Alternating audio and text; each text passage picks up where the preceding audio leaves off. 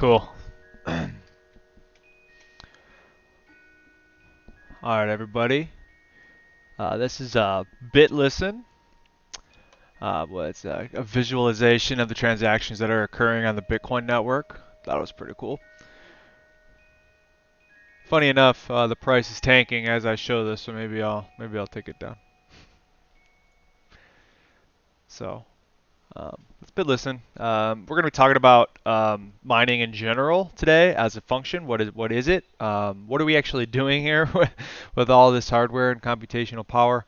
I wanted to touch on that a little bit, and I will do so later in the stream. This is going to be our first stream that's a monthly. So we're only going to be doing streams every month. This is the first one that I've had a little bit more time to prepare for. So it's going to be a little bit longer than usual. And of course, I'm going to put all the links, show notes, everything in the description in our YouTube channel, and you guys can check that out. I will also be in Chicago on June 22nd. I will be going to the Lighthouse Grill, rather than the Southside. And I'm going to be discussing basically much of the content of this live stream. I'm going to be going over live in Chicago, which I'm pretty excited for. Southside Blockchain invited me. Thanks to Darren. Appreciate the invite.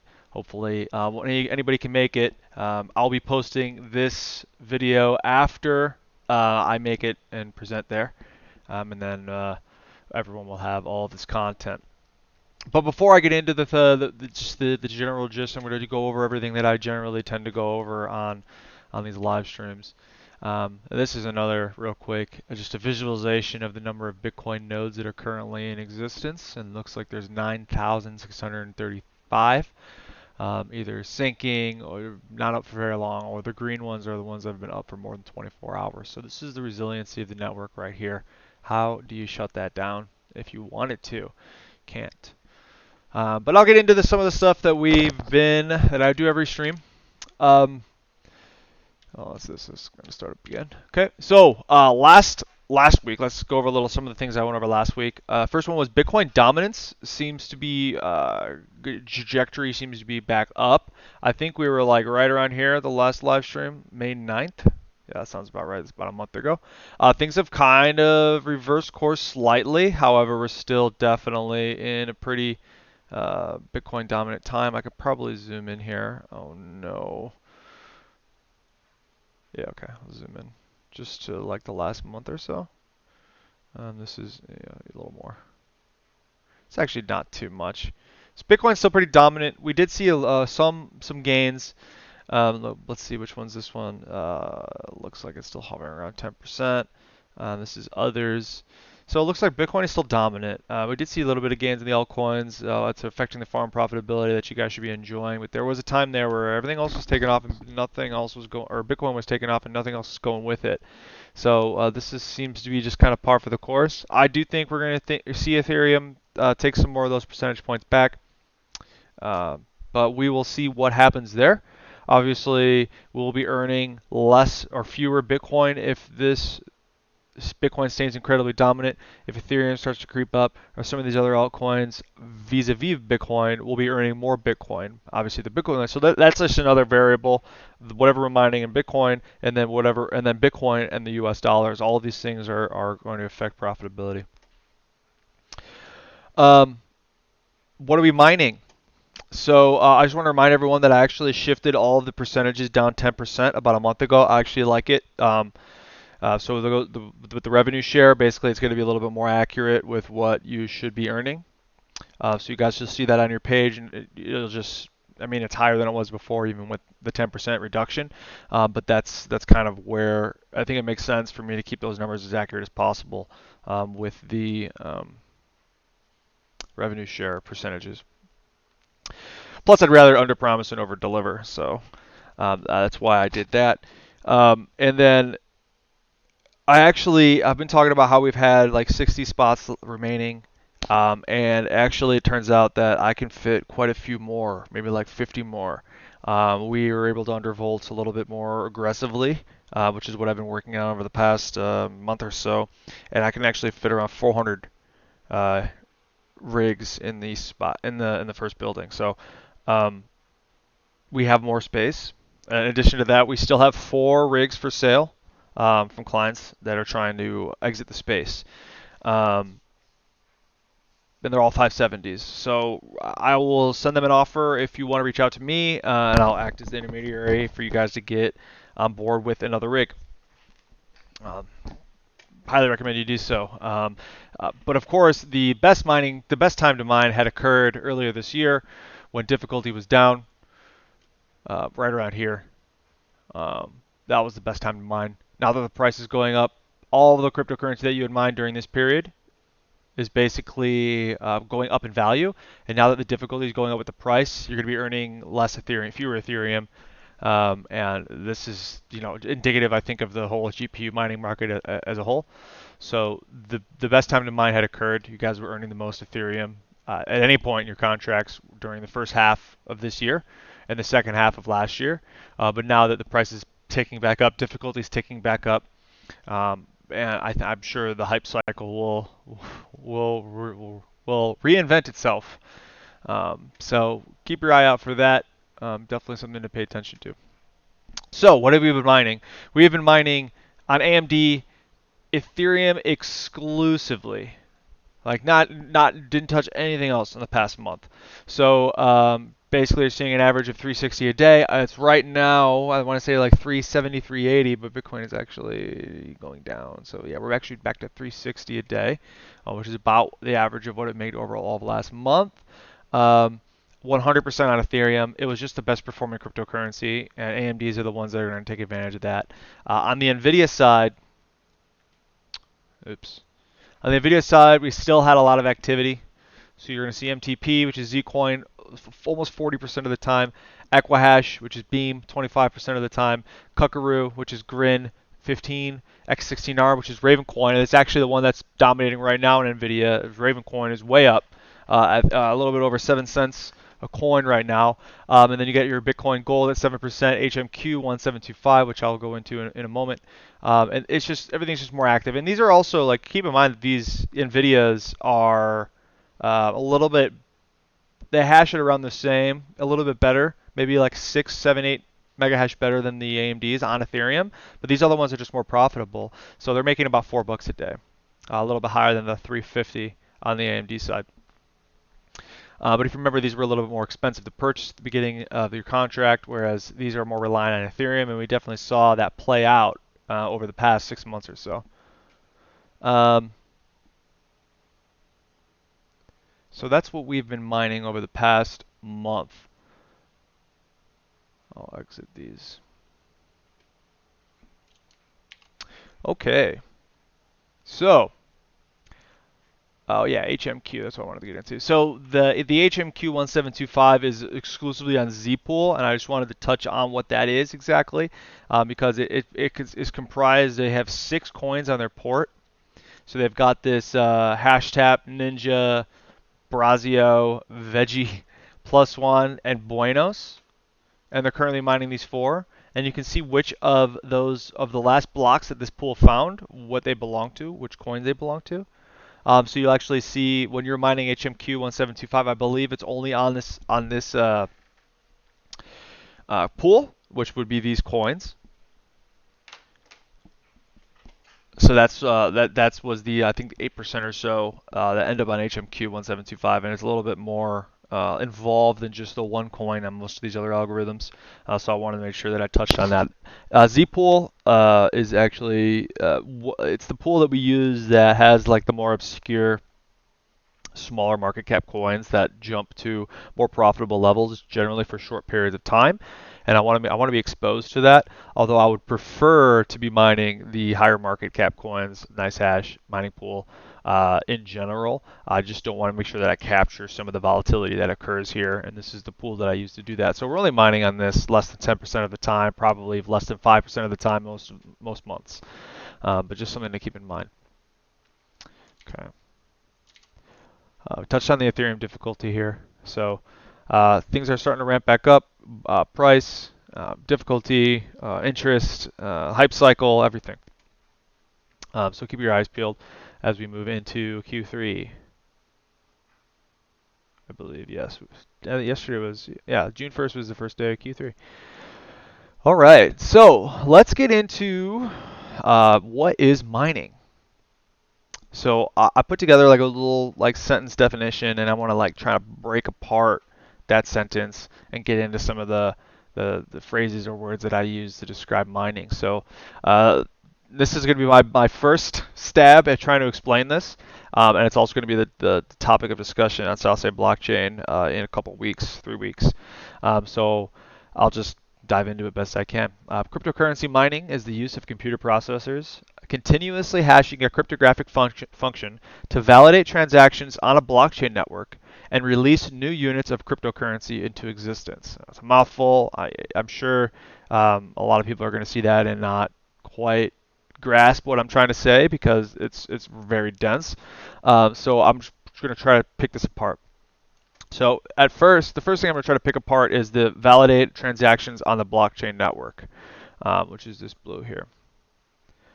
So basically, miners do not broadcast the transactions. Nodes do that, or wallets will do that. When you want to pay BitCap, for example, you're the one broadcasting that transaction via that software. It's the miners that are ensuring that these transactions are signed and legitimate, and and the miners that are making sure that everything's signed and legitimate are creating consensus amongst the network.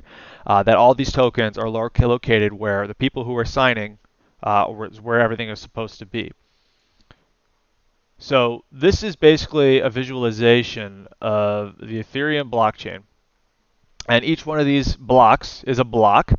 And this right here is basically the transaction pool or the memory pool. These are the transactions that are waiting to be confirmed. And basically all of these miners, including BitCap and whoever else is mining cryptocurrencies, are choosing these transactions, usually the ones that are paying the highest in fees.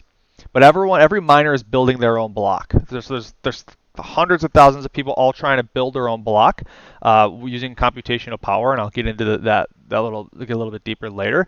But the transactions, and you can have multiple transactions appear in multiple different blocks that are being built, but then it's just one miner that solves the equation, and whatever transactions are in that miner's blocks are the ones that get chosen and get plastered to the block. Everyone can verify that that miner found the correct block, and then everyone starts mining the next block. And the transactions that did not make it into that block are still sitting in the mempool.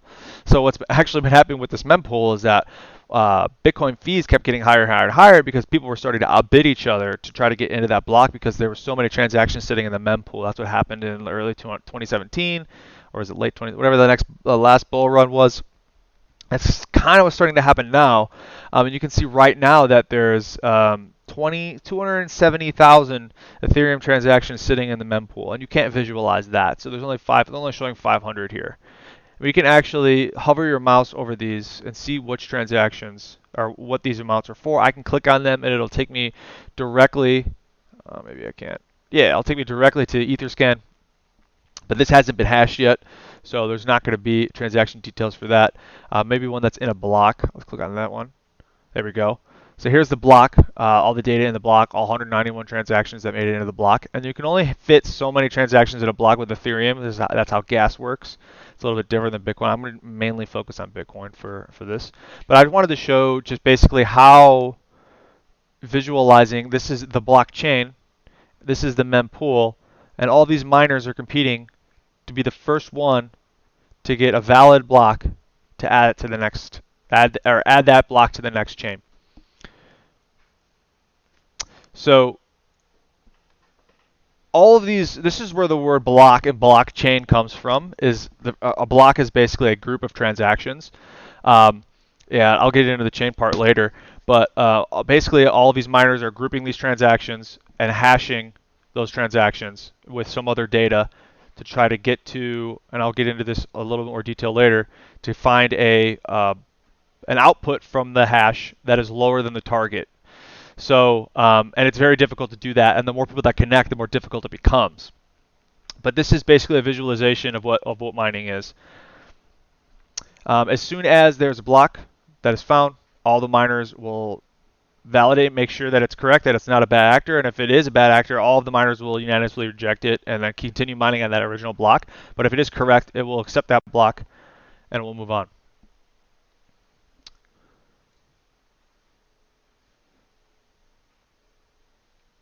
Let's see. So step one, the user signs off on a transaction. So you pay me, for example. The transaction is broadcast into the wallet application and is now waiting to be picked up by a miner. All of these miners are processing different, sometimes the same.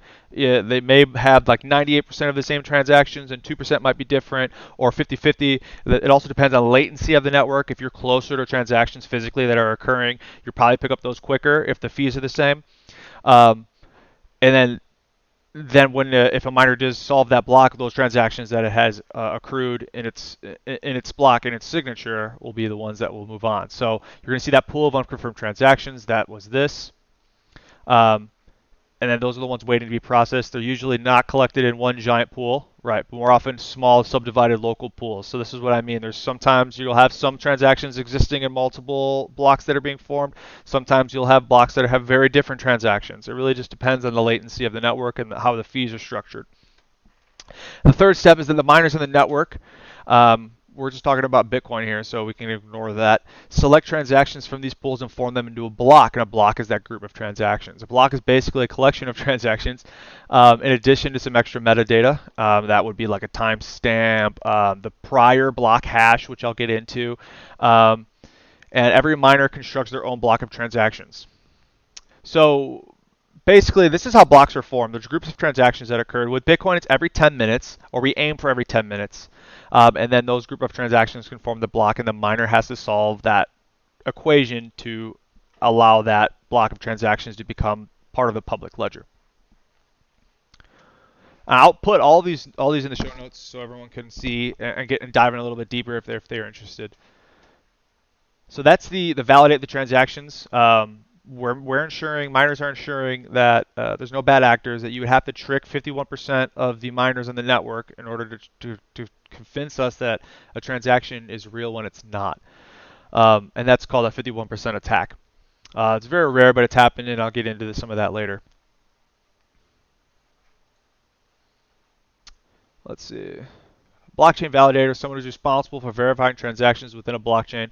In the Bitcoin blockchain, any participant can be a blockchain validator by running a full node. However, the primary incentive to run a full node is that it increases security. Unfortunately, since that is an intangible incentive, it is not enough to prompt someone to run a full node. As such, blockchain validators comprise primarily of miners and mining pools that run full nodes. So basically, we're ensuring with pools, we'll get into pools later as well, but these are the most important parts of any blockchain, in my opinion. There are blockchains out there that are what we call proof of stake, where there's no mining whatsoever, but that's really still semi-untested, and it runs into the problem of distribution, which is a big part of my definition. So with that, we'll get into the next. Let's see, actually, I'll make sure. The next part is the hashing of a cryptographic function. So basically, a hashing function takes input data, it could be anything, and creates an output data. And for example, in SHA-256, secure hashing algorithm 256, which is Bitcoin's algorithm, hello is translated into this hash. Hello world is translated into this hash. It's always going to be a 64 character hash, regardless of how much data exists or what the data is. This translation is called a hash. So this is a SHA-256 hash. A cryptographic hashing function is a subset of a hashing function that has four important properties that I believe are listed on my next link. Yes. First one is going to be it's computationally efficient. You have to be able to get an output immediately or very quickly. It has to be deterministic, meaning that hello world is always going to give us that same hashing function. That's always going to give you a D90, etc., etc. 3 is it has to be pre-image resistant, meaning you shouldn't be able to look at my hash and know what the input was. And the SHA-256 is really good at this because if I change just one character on hello world, let's say I get rid of the exclamation point, it changes the entire hash. Like, it's completely different. There's no rhyme or reason that you can say, like, figure out what a pattern is or anything like that. If I delete the D, it's going to change dramatically again. So this is what makes a hashing function really well. It's a one level encryption or one direction encryption. You can't decrypt it back. And the last one would be a collision resistant, meaning that it's extremely, extremely unlikely that two different inputs will give you the same output. So with all of those together, that's the hash. That's a cryptographic hashing function, and that's what you want to have on your blockchains to ensure that they're safe and usable. So with that in mind, we have difficulty, which is basically the number of zeros that exist at the output of a hashing function. And you can imagine that the more zeros there are, the more unlikely it is that you get a hash with that many zeros in the front. And that's the difficulty level.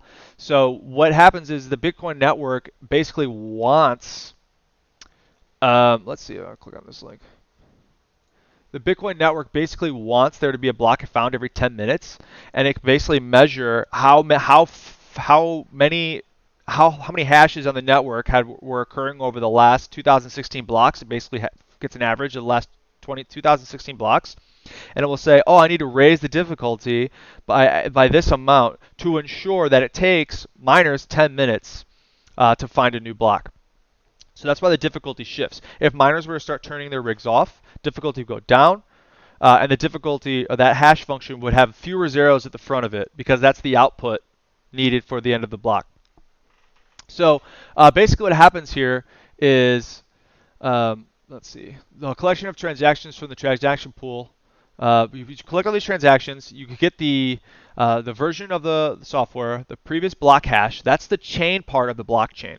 So whatever's signed off on the last chain, you use that string, that output from the last block, to input onto the new block. The Merkle root, which is going to be the list of transactions for this current block, the timestamp, what time it is, plus the difficulty. And then the last is going to be the nonce, and this stands for the number only used once. And the nonce is what we're actually solving for.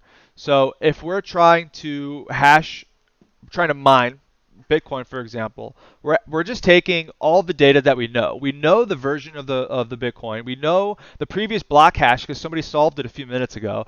We know the Merkle root because we have all the transaction data, or each miner is going to have a little bit of different Merkle roots based on what transactions are in their network. We know the timestamp, and then we know the difficulty. The only thing we don't know is the nonce. So what miners are trying to do is solve for that nonce. So basically what is happening is they're taking, let's say we need to get a difficulty hash of 4 or 5 zeros, and we just keep going and adding numbers. 1, is that it? No. Okay. 2, is that it? No. Okay. 3, is that it? No. Okay. No. 4, is that it? Okay. How many attempts it takes for us to get an output hash that is below all of these zeros? Then the network will accept it. Oh, it found one of those very rare possibilities of having an output that is lower than what our difficulty is, and then the network will accept it. We'll basically say, hey, we found it. This is the nonce. Everyone will check it. All the miners will check. Oh, damn, he found the nonce. All right, well, we'll all move on to the next block then with the new data using that output hash from the last block onto the new block, and the hashing functions begin again. So let's take, for example, let's look straight at this in my notes here. So let's say the input that we're going to hash is hello world. And we need to find a hash that is a value smaller than the difficulty here. So basically, we do hello world 0, hello world 1. We keep getting these different outputs. It's not until the 4,251st attempt do we get one with 4 zeros in front. And if the difficulty were below or above 4 zeros, the network's going to say, wow, he found it. It's very rare for him to get that. We guessed that it would take somebody about 10 minutes to find that. That's a good block. We'll move on to the next one. So it's not every 10 minutes exactly that we get a new block. It's just turns out to be the average. So sometimes you'll find a block within a minute. Someone's like, damn, I got it real quick. That was it. Guess the nonce. Everyone's like, oh man, he found it in a minute. Good for him. Other times it could be an hour. It's like, oh man, dude, no one's found the nonce. You gotta keep trucking on this thing. So that's why you don't have miners like, let's say around 10 minutes, just like kick their miners out like, oh, it's almost time, someone's about to find a block. It's like, no, some people find blocks in 30 minutes, 40 minutes, 2 minutes. It's all over the place. And it doesn't, you could get lucky or unlucky. But the average is about 10 minutes. So what we're finding is since the Bitcoin hash rate has been slowly, or not slowly, I guess, but rapidly increasing over the past 10 years or so, we're actually ahead of schedule because it takes 2016 blocks, which is, I'm going to do the quick math here, 2016 times around 10-minute average. Oh, that was not helpful doing that math.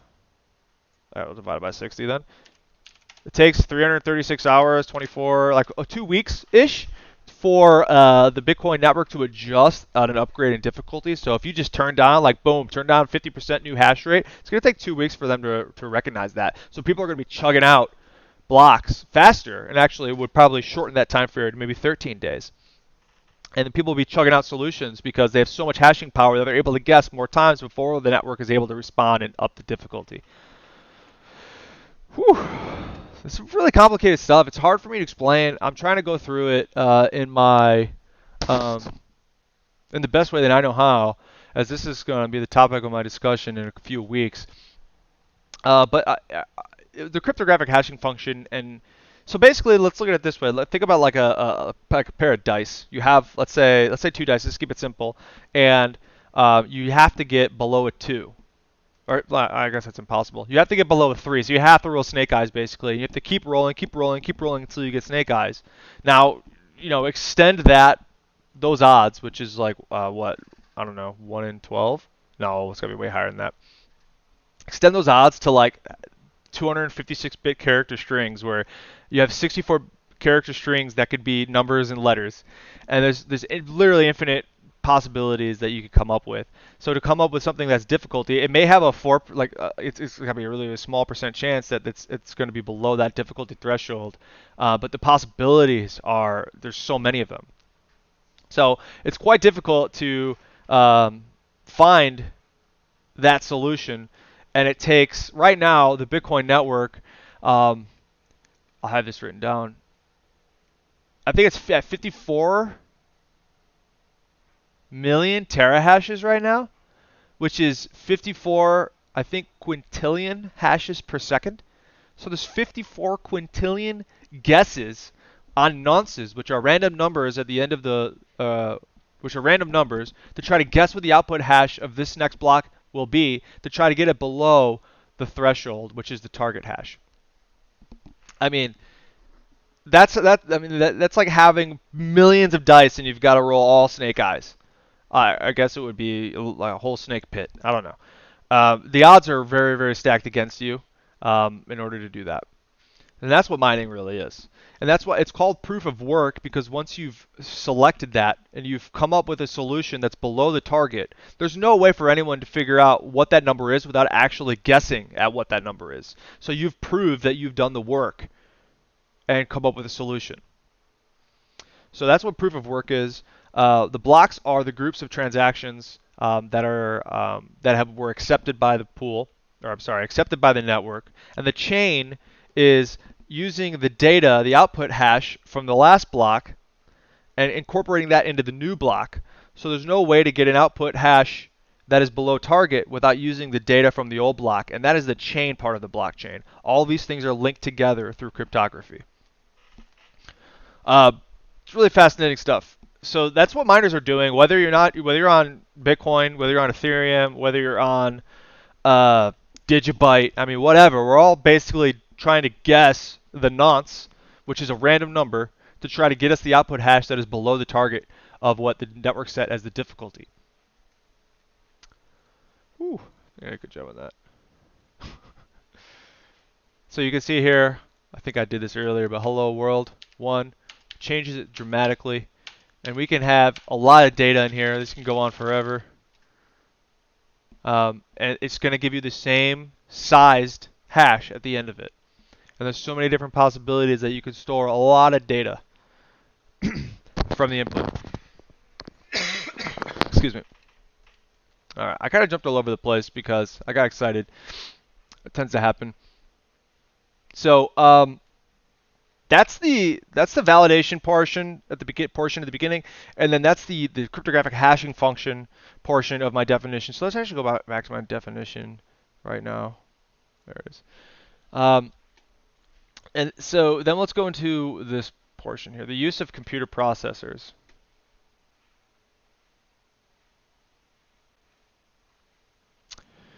So in the beginning, 2009, the only thing that could mine Bitcoin was going to be your CPUs. Your CPUs are your brains of every computer that exists. It's the computer that I'm on right now. The computer that I'm on right now has a CPU. Um, your phone it's a central processing unit. It's your main processor. However, CPUs are basically have a lot of cores, meaning that they're well suited to be handling multiple functions at once. So, one's moving my mouse, another core is rendering this video. Well, maybe that's not a good example. Is running Task Manager, for example, like, oh, let's make sure all of this is running correctly. This is all CPU tasks right here. So you can see what's actually sucking up all the power on my computer, all the processing power on my computer right now. CPUs were like the only thing that could mine Bitcoin at first, until somebody was able to create mining software for a GPU. And GPUs are actually more well suited for mining, simply because they're great at running the same calculation, or one calculation, or a chain of the same calculation over and over and over again at like breakneck speeds. They've got one core.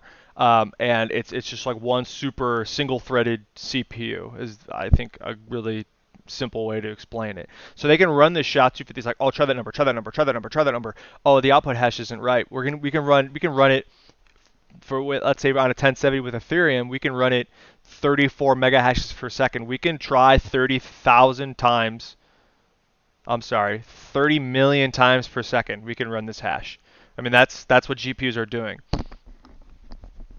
And that's just one GPU. The rigs that our clients have have six GPUs. They hash at around 185 mega hash or 190 mega hash, and they're pulling. That's 190 million hashes per second, guesses per second per rig. Just to give you an idea of how many guesses are occurring before somebody finds it. With Ethereum, you don't find a block until forever, like 15, 16 seconds or so. So there's still billions of guesses, quadrillions of guesses that are occurring every second on the network there too. So GPUs are great. I think that they're the gold standard for what mining hardware should be, because they're efficient at running these single calculations, but they can handle different types of calculations like a CPU can. So they're great at running all these different types of algorithms, whether it's Dagger Hashimoto on Ethereum or SHA-256 on Bitcoin or whatever. But when we create a network that is basically inflating or pumping out all these Bitcoins into existence at the rate that it was, and Bitcoin is trading at a certain number of a certain value, it creates this massive incentive for companies to design chips to do one thing, and that's mine. And that's what we get into the ASICs here. Actually, I think I thought I had a GPU picture here, but I don't. So what happened with? Actually, yeah, I'll just throw it up. So these are the GPUs. These are basically what exists. These are I call them cards, GPUs, graphics cards. This is all of your rigs have 6 of these on them, and these are what's actually doing the math, actually making the guesses on the proof of work. And these are great at hashing, and they're able to hash so many different things, which is why I like GPUs. They're not the most efficient at mining one thing, but they can go all over the place. I think you're hedging your bets. Is Ethereum going to be the biggest one? I was surprised to see Zcoin doing so well. We've been mining that like 40% of the time on NVIDIA. Grin. You're not tied to the fate of one particular coin, which is why I really like GPUs. And they last longer than ASICs, because with ASICs, it's an arms race and it's a new field. So the amount of innovation that is occurring on ASICs is happening so quickly that I think it's starting to slow down now. So I need to do a little more research on this personally, but we caught up to 7 nanometer chips, which is kind of where everyone else is, like Intel and all of that. So that we're not going to be seeing orders of magnitude, I think, improvements on ASICs, but we're going to still see a steady increase in the efficiency, but not at the rate that we were seeing throughout the first decade of Bitcoin. Not that that's an endorsement of ASICs. It's just something that I noticed. But anyway. Um, I got ahead of myself. These ASICs are designed for one purpose. Basically, they take away the circuitry of what they don't need to hash SHA-256, for example, and they just bolster what is needed to run that calculation as many times as they possibly can per second. So what was hashing on a CPU, let's say like a couple hundred times a second, this ASIC right here, this T17 can do 40 terahashes, which is 40 quadrillion, guesses per second. I mean, just multiple orders of magnitude faster than your processor, than your Intel processor.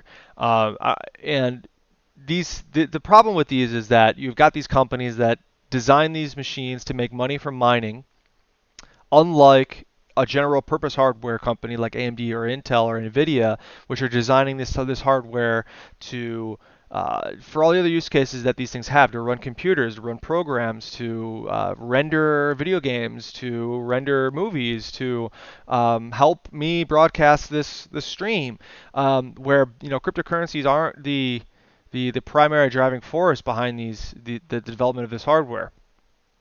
So unlike an ASIC manufacturer where they're literally designing these things to make money off of the cryptocurrency that they're designed to mine, you basically you create a lot of weird um, there's a lot of weird consequences that result from this that make the playing field, in my opinion, pretty unfair to those who are not designing these chips.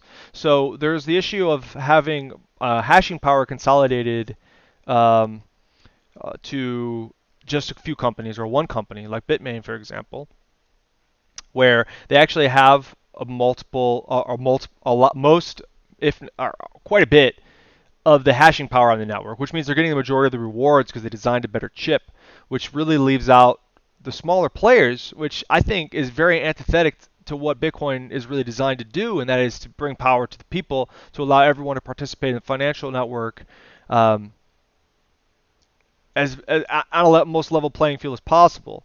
Because anyone can download the program and run it, anyone can mine. But if you have these large corporations dumping millions of dollars into R&D to give them an advantage over you, I think that's destroying the purpose of the financial revolution that we're trying to embark upon.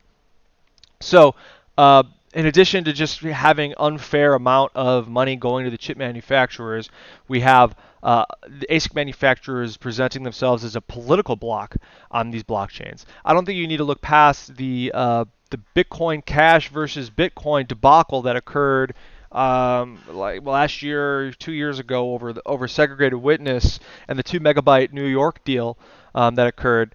Basically, the long and short of it was the non-miners, non-Bitcoin folk wanted to create Lightning Network and segregated witness, which was the upgrade needed to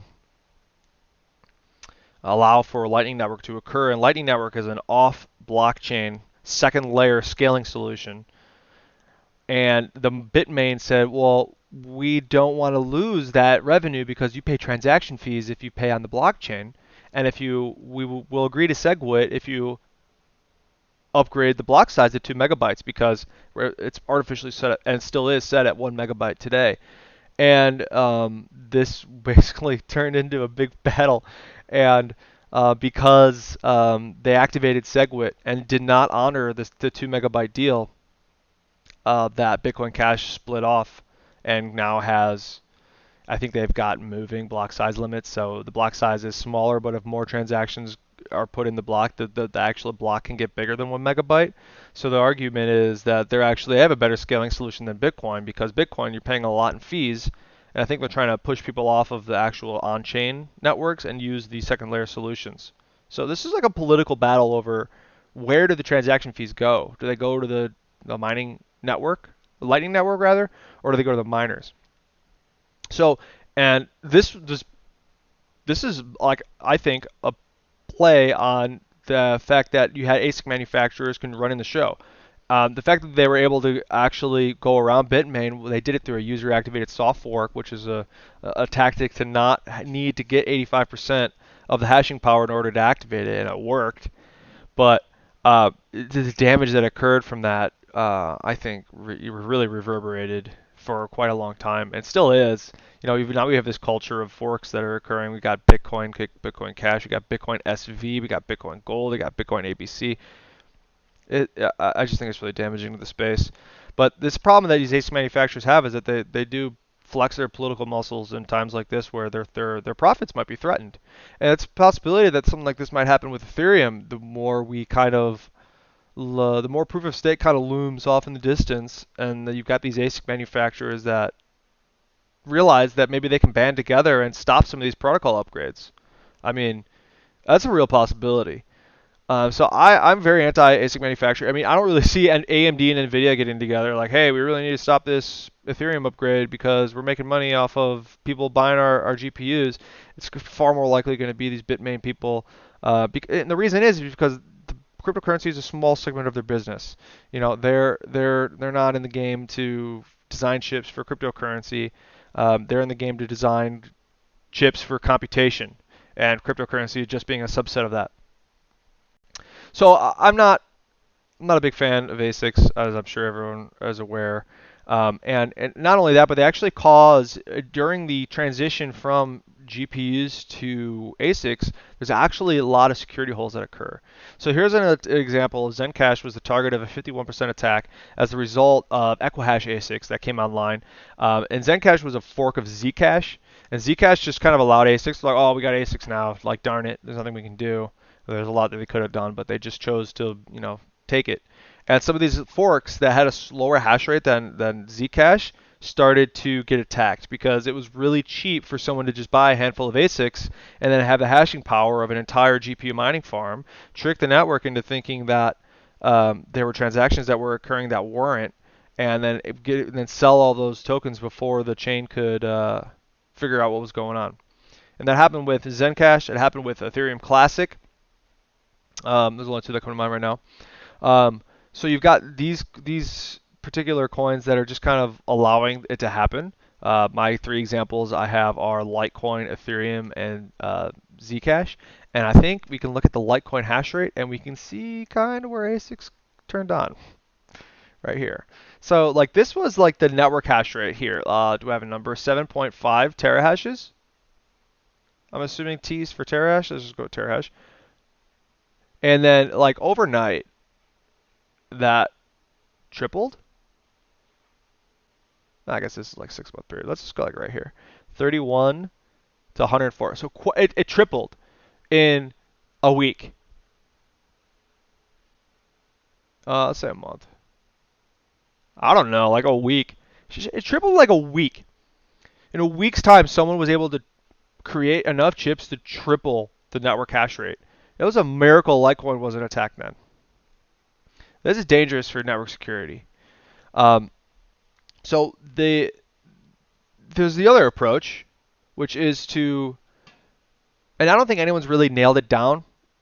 That's the problem. I think that's an argument against proof of work, is the existence of ASICs.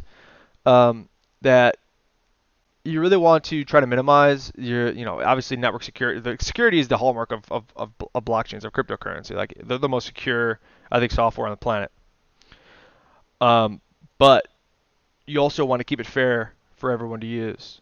So I don't think anyone's really figured out exactly like the perfect solution yet. And I think the amount of times that people have failed trying to come up with a solution is indicative of how important this is. So we have a couple examples here of coins that are actually actively keeping ASICs off of its network. Vertcoin being the first one. Vertcoin has been forking off ASICs for years. Monero is the second one. Monero is highly touted as the top privacy cryptocurrency on the market. They just hard fork every 6 months. They're like, all right, we're just going to change your algorithm every 6 months, and it's going to be different. I think they're going to hard fork in, oh my gosh. I was going to say April, but it's June. They hard forked to V4, I think, in April, so then there's another hard fork planned for October. That's correct. It sounds right. And they're changing to an algorithm called RandomX. I actually don't know I know very little about it right now. Um, then you've got Zcoin, which hard fork away from Equihash after they saw what happened to Zencash because they were another Equihash coin. They hard forked to MTP, which we mine now. And when ASICs are off of networks, GPUs are the most profitable piece of hardware to have on those networks. And that's good for anyone who owns a GPU. So, um, in conclusion, on why ASICs are bad, there's not widely distributed hardware. There's a few people that win. Everyone else loses. You want general commodity hardware, whether it's GPUs or CPUs. Um, and there's been a lot of developer effort that's been put into this to try to keep ASICs off the network as much as they can. And I think the latest and best attempt is going to be ProgPow, Programmatic Proof of Work, which is an Ethereum upgrade proposal, but pending an audit will be go live in Istanbul in October, which is the next planned hard fork. That will kick off ASICs, and I think ASICs can make up 40 to 50% of the Ethereum network. I don't think that's a far off guess, which would essentially bring your $3.50 per day rig and bring it up to like 50% more. So is that 225? No, that's not good math. 175 more, so 525 a day. I mean, I'm really speculating here, but that's quite a bit of a jump to kick off ASICs on Ethereum. So, what else we got? So here's another example on Monero continues its resistance to ASICs. And the next one to talk about when we're talking about the use of computer processors is this idea of mining pools. So I talked earlier about how cryptographic hashing functions have one winner. You have one miner that finds the block, and that one miner, whether it's a guy with one CPU that just gets really lucky in a field of ASICs or whatever, or a massive farm in China that one computer finds it. It's just one computer. It's one hash. It's like, oh, got it. Everyone's like, oh, dang, he got it. We gotta move on. There's one winner. So there's thousands, hundreds, millions of losers. And so what pools were basically all of these small miners like myself in 2015. Pools existed before that, but they thought, hey, this isn't really a fair way to distribute because I put in all this work, I spent all this electricity and all this time, and I didn't find anything. And it's been months. I'm a small miner. I'm not going to find anything. It's going to be very rare. Okay, well, let's have this solution where we can pool our hash rate. All of our hash rate can get pointed to one website. And that website will reward you based on the percentage of work that you put in compared to everyone else that's mining on that pool, if anyone, including yourself, finds a block on that pool. So let's say I'm mining on Ethermine. There's 42 terahashes. I make up 1 terahash of that. I mean, that's a massive farm, just so you're aware. And the pool gets the block of 3 Ethereum. Well, I'm going to get what is it? Let's keep it simple. Let's say I have 4 terahash. I'm going to get 1/10 of that. I'm going to get 0.3 Ethereum for that block because I put in 1/10 of the work. And so it's a more fair way to distribute that the market determined is a more fair way for people to be incentivized to continue to run their hardware because they're getting proportional rewards instead of just trying to win the lottery every 5 seconds or 15 seconds on Ethereum or 10 minutes on Bitcoin. So almost everyone's using a pool unless you have a massive amount of hardware and you're willing to roll the dice continually. I think it's just kind of a safer play to go on a pool. So we're all mining on pools. Mining Pool Hub is a pool we use. NiceHash is a pool. Ethermine is a pool. All these are designed to smooth out your mining rewards and make it less random. Of course, if no one on the pool finds any blocks, no one's getting paid. So you have lots of people joining the most popular pools, which isn't the best for decentralization, which is another argument against proof of work. But I think with Bitcoin, with Ethereum, we've got enough mining pools to keep it decentralized. I don't think there's a mining pool that has over 25% or something like that. And if there is, mining pools that do have a large over 50%, they could potentially attack the network. But I've seen that threshold come close to being hit many times, and a lot of people are not willing to risk that security hole, and they'll turn their miners and move them to different pools, and that's a piece of software that can change that pretty quickly. So for the last part of my definition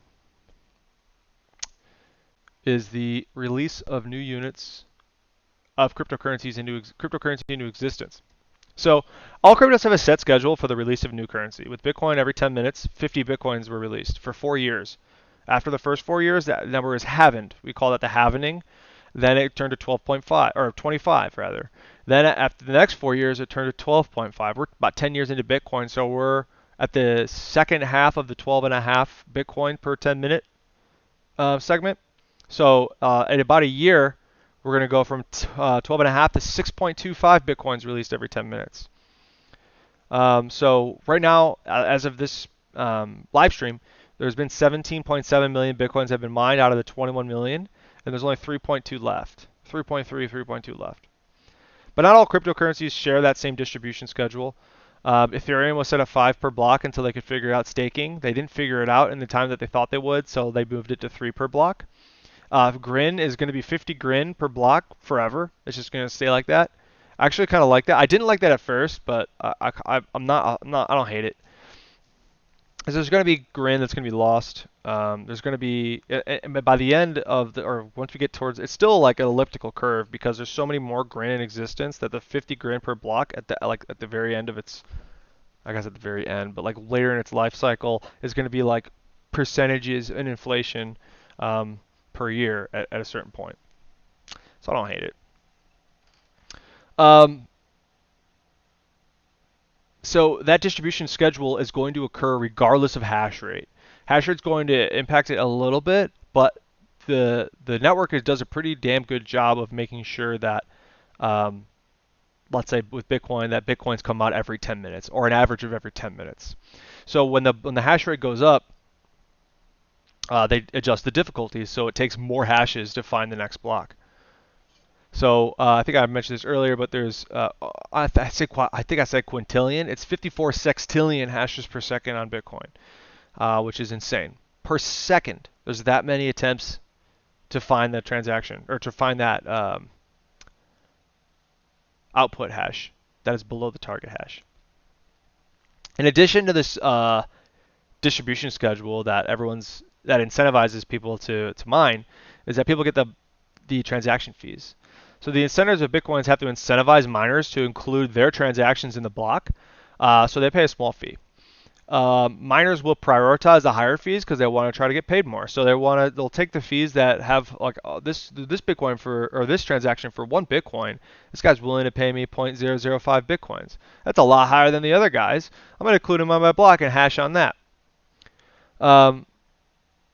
So that's why if you want to get your transaction processed quickly, you could raise the fee. If you don't care how long it takes, you could lower the fee and it'll sit in the mempool longer. But right now, Bitcoin arbitrarily only has 1 megabyte available for transaction data. So during points of congestion, like right now, or like a couple years ago, it's becoming rather expensive to transact. So Lightning Network, which is a completely different topic, which I'm not getting into, and the second layer of Bitcoin, has promised to reduce this cost.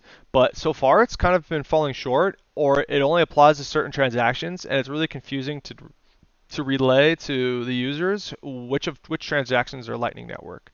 And which ones are just on the block. Because most of the transactions that I deal with are on the blockchain, and until tools are built around mining alternative cryptocurrency with Bitcoin using Lightning Network, I mean it's going to continue to be on the block. So that's why Bitcoin fees have continued to go up during times of congestion, because everyone's battling each other for that space in that 1 megabyte, that arbitrary limit that Blockstream and Bitcoin Core have basically forced upon us.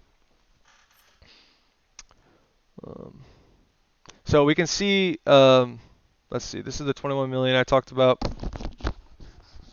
17.7 have been mined. 600,000 Bitcoins until the next halving, which is about a year from now. And then, this is interesting. There we go. This is what I was looking for. So 84% of Bitcoins have been issued. 1,800 released today. Vast majority have been mined like in the earliest days because it was 50 Bitcoins per block for 4 years and it's slowly been leveling off. And it will level off completely by the year 2140. And we can see this is the hash rate of Bitcoin over the last, I believe, 2 years? Yeah. So 5.7 million terahashes versus, I think I was at 54. Yeah, 54. And we can see overall time. This is CPU mining, probably GPU mining, and then ASICs started getting developed here. The price topped out.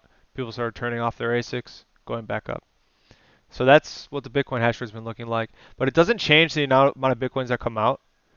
Um, you may find blocks faster, but it will just readjust in 2 weeks' time. So we're still shooting for the year 2140. That shouldn't change. Let's see what's this. So these are the miner fees. I'll send a link to this if you guys want to learn about miner fees and how they're included. Basically, the miner that solves a block gets to choose to whom that reward gets sent to. And a pool is just going to say divided among everyone that helped, or a solo miner is going to say my address. And sometimes that's why you have, if you find a block, you might get lucky, and there could have been transactions that a lot of people paid a lot of money to get in that block, which has happened on Ethereum, Bitcoin. So instead of getting 25 Bitcoin or 50 Bitcoin at the beginning of time, at the beginning of before the first halving, you got like 28 Bitcoin because somebody was willing to pay lots of money to get their transactions on that block. There's just a lot of factors that go into how much you earn. So that's kind of all I had. It's been, oh my God, it's been an hour. So it's been about an hour. Um,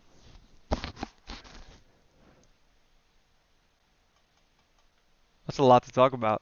I'm gonna try to clean this up for my presentation, Southside Blockchain, and try to include the visuals a little bit better. But I appreciate you guys coming by to check it out. We'll have the next live stream in a month. I'll get the date out after. Oh no, that's gonna be pretty late. Yeah, I'll probably send an email here within the next week with the new date because I don't want to wait until Southside Blockchain, and then we'll go from there. And hopefully, if you guys can make it, please come to see me. I'll send the link in the show notes. And thanks for coming by, guys. Appreciate it.